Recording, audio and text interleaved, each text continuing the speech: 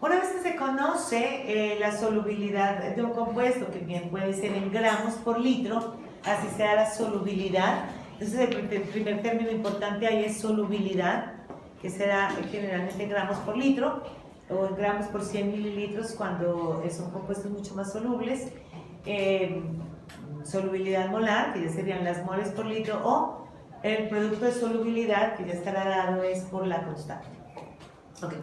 Miren, por ejemplo, en este caso tenemos que una solución saturada de sulfato de bario, experimentalmente se demuestra que tiene 0.0025 gramos de sulfato de bario disueltos. Ok, ¿cómo se va a plantear esto? ¿Cómo podemos determinar entonces, a partir de ese dato, el valor de KPS?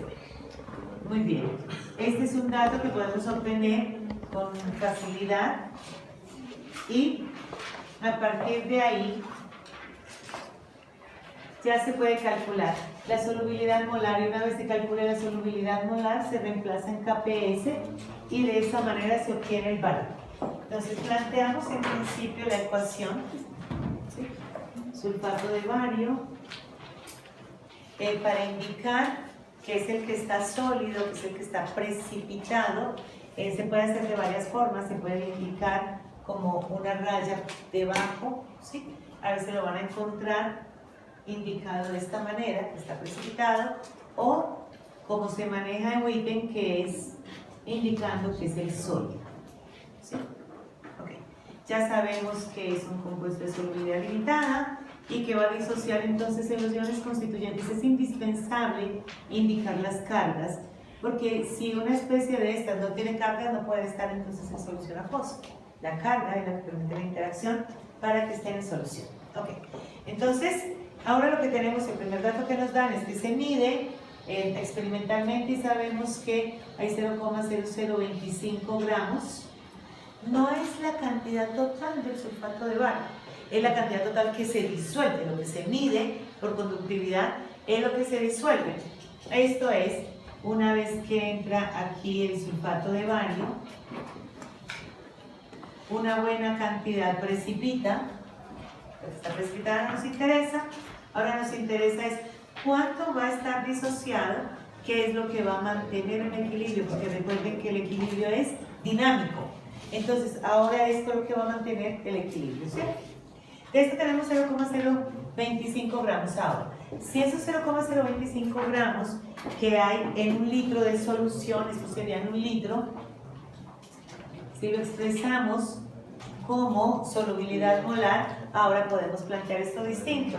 Entonces tendríamos que estos son 0.0025 gramos, que estarían, vamos a calcular la solubilidad molar, es decir, llevamos esos gramos a moles y listo, que estarían en un litro de solución, y tenemos que 233 gramos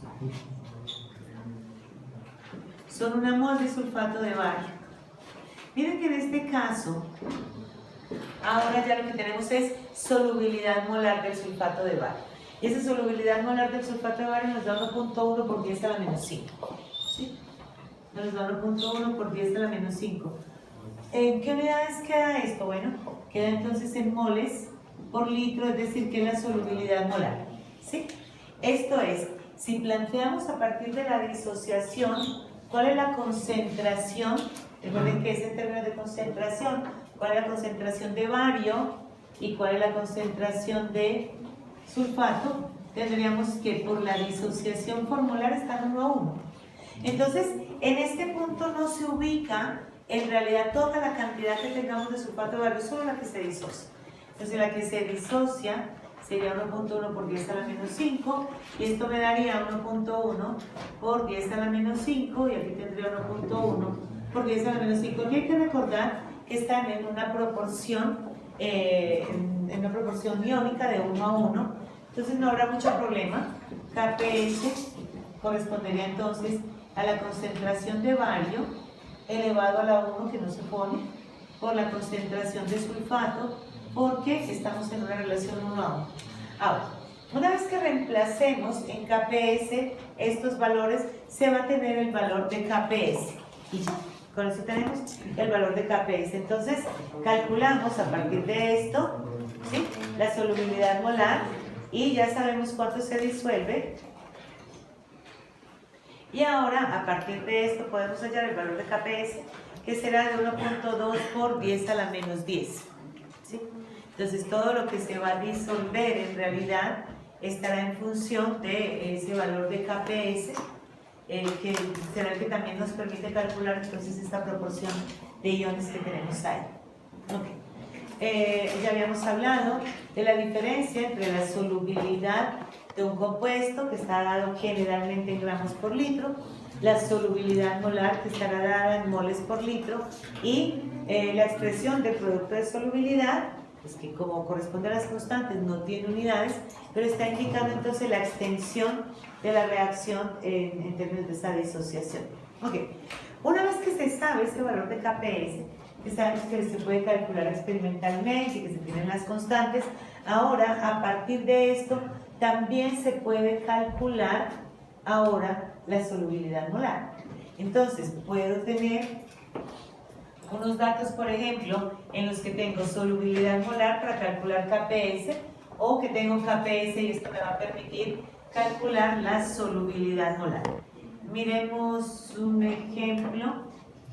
Para esta pregunta número 6, que es importante, pero esta pueden tener alguna dificultad. Esto está G2 y 2. ¿Sí? Recuerden que este ion mercurio va a aparecer, el yoduro, recuerdan, cloruro, bromosos y yoduros. Entre más aumenta el tamaño, el radio iónico en ese grupo, más insolubles son. Es decir, esperaríamos que en el grupo 17, esperamos de esta manera que los yoduros sean más insolubles que los bromuros y que estos sean más insolubles que los cloruros. En la medida en que va aumentando el tamaño, pues va aumentando la insolubilidad de estos. En el caso del mercurio particularmente, recuerden que el ion como tal es Ag2, 2 más 2 y menos, ¿sí? Es decir, no disocia como 2Ag más, porque el ion como tal está unido, dos átomos están unidos en realidad, enlazados, y entre los dos, pues cada uno tiene una carga positiva, pero el ion como aparece es así Ag2, 2 más. Vamos a ver cómo se determina, por ejemplo, experimentalmente KPS. Miremos, por ejemplo, la 8B, el yoduro de bismuto. De la 8, la B, que está hablando de el yoduro de bismuto. Este no hacía parte de las reglas que teníamos básicas, pero pues basta con que nos reporten que tiene KPS para que sepamos que efectivamente es un compuesto de solubilidad limitada. Dice que el yoduro de bismuto tiene una solubilidad de 7,7 por 10 a la menos 3 gramos por litro. Ese es el dato que nos están aportando ahí. Ahora, para poder saber calcular cuál es KPS, pues tenemos que plantear primero la disociación. Disocia como bismuto más 3 y menos. Y tenemos que 590 gramos son una mol de yoduro de bismuto. Y ahora tenemos entonces la solubilidad molar.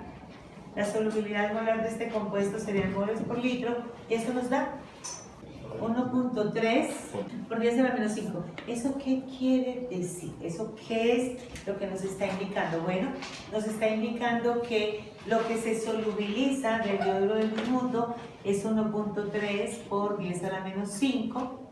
Y cuando solubiliza, ahora lo que vamos a contar es que efectivamente vamos a tener esto afectado por la estequiometría.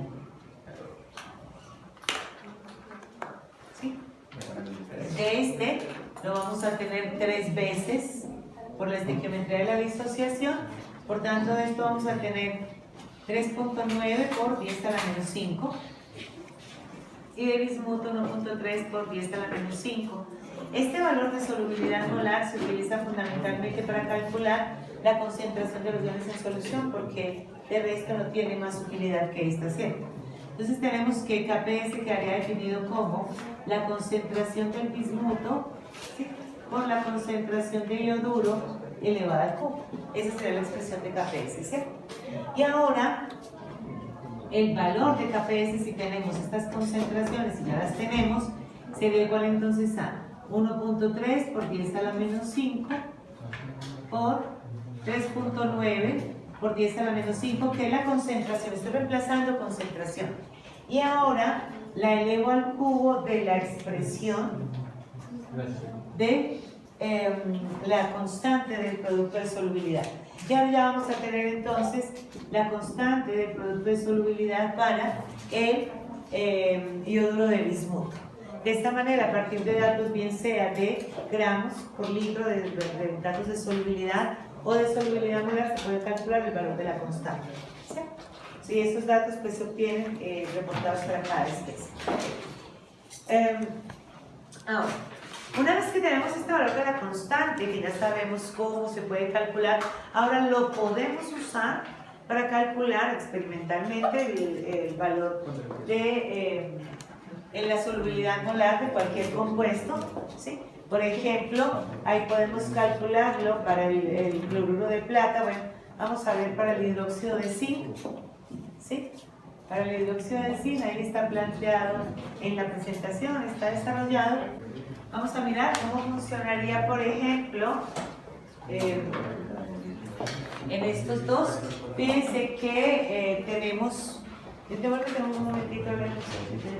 Ok, miren, por ejemplo, para la HCl, lo que necesitamos es conocer la fórmula de la sal.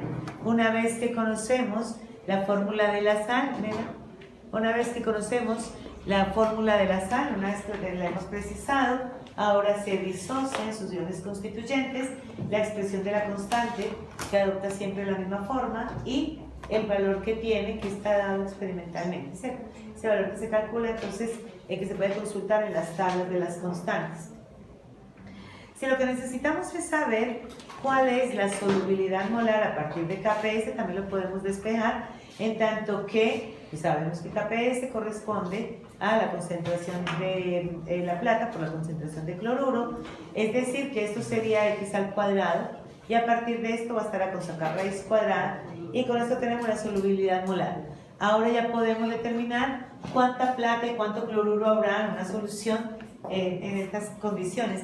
Esto es de la mayor importancia a nivel de la industria, por ejemplo, en términos de los influentes. Estos metales pesados tienen muchas restricciones para que se desechen, y muchas veces tocará pensar que no pueden superar una cantidad determinada, y habrá que ver cómo se calcula, primero cuánto tienen y segundo, entonces cómo se va a disminuir esa cantidad, ¿sí? Cuando se sustituye la expresión se tiene esa solubilidad molar, y ahora pues de solubilidad molar pasarlo a masa solamente implica el cálculo estequiométrico con la masa molar y ya. En el caso del hidróxido de zinc, fíjense que tenemos una constante de 4,5 por 10 a la menos 10. Aquí hay un asunto que es bien importante, y es que recuerden que la constante da cuenta de la extensión de la reacción en sentido directo.